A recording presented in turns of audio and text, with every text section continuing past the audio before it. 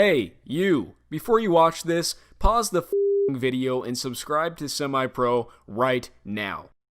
What's going on YouTube? The Suns Gorilla back again with a slam dunk of a video. Today, we're talking about the Phoenix Suns. The Suns are in the postseason for the first time since 2010. Or at least, sort of. They're in the post-regular season, but not yet the post-season.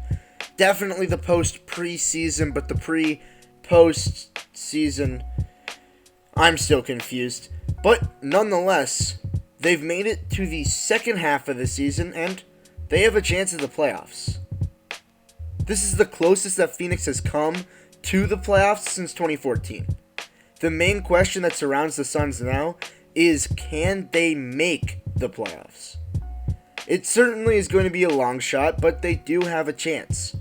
The way the rules of the new season are stated is that in order for Phoenix to make the playoffs, they have to both be the 9 seed in the West and be within 4 games of the Grizzlies in order to force a playoff series where they have to win both games against Memphis.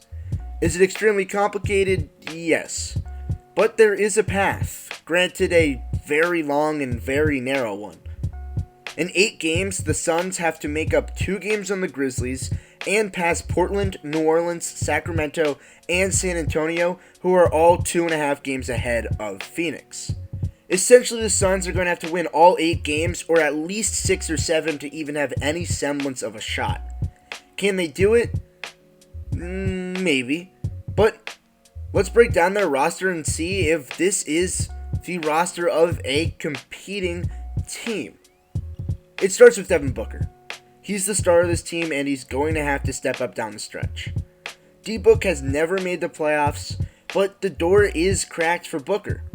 But his lack of playoff success is for no doing of his own. He has tried to single-handedly lead this team for years, and this season he was trying to do the same. He averaged 26 points, 7 assists, and 4 rebounds per game, and is one of the league's top offensive players, top 15 in offensive win shares. While the help isn't the most mainstream names, Booker isn't doing it completely alone. Kelly Oubre continues to improve and had an instant surge in production since he came to Phoenix and has been embraced by the community. Tsunami Papi has become the second scoring option on the wing to Booker, scoring 19 points per game. The main question is whether or not Oubre will play. When the season ceased, he was dealing with a knee injury, and he still hasn't been cleared to play for that July 31st start time. And Phoenix needs him to be a huge part of this potential playoff run. But Oubre isn't the true sidekick to Booker. That notion belongs to DeAndre Ayton.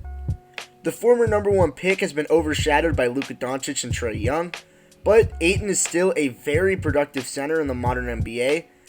He doesn't stretch the floor, but he averages 19 and 12 with the highest PER on the team and among the top 15 in the NBA in field goal percentage. The glue of this team is Ricky Rubio. Rubio is the leading assist man on the leading assist team in the league. He averages 13 and 9, and most importantly, he's unselfish and can spread the ball to scorers on the wing or in the post, and is the motor that really makes this team run offensively. Rounding out the starting lineup is Dario Saric. Dario isn't really useful to the starting lineup if you ask me. He isn't a great defender, and he isn't a volume scorer. It really feels like he's just taking up space on the floor, stretching the defense by standing around the perimeter. But I guess that's his job.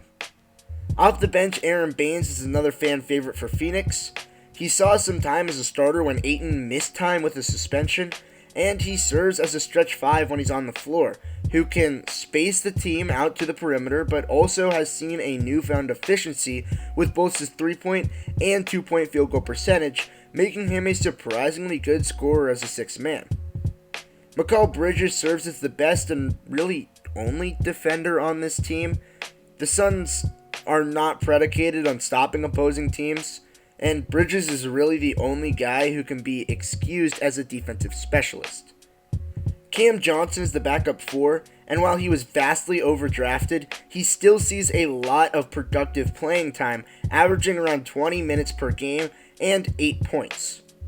The power forward isn't the focal point of the Suns' offense by any means, but he does his job, alongside fellow backup big Frank Kaminsky, who fills up the exact same role as Johnson does, except Kaminsky grabs a few more rebounds and shoots a slightly lower percentage, and while Johnson runs primarily the 4, Kaminsky runs the 5, but for all intents and purposes, they're used for relatively the same role. Javon Carter serves as the backup point guard. He's more of the defensive one than Rubio is, but offensively he just does not compare, which is why he doesn't get nearly as much playing time or points as Rubio does. The Suns have a long shot at making the playoffs, but it isn't impossible. And if Phoenix has a lion's chance in hell to make the playoffs, every single player is going to have to step up at the same time. I want to have optimism for this team, but realistically they're a long shot away from even having a chance of being killed by the Lakers in the first round.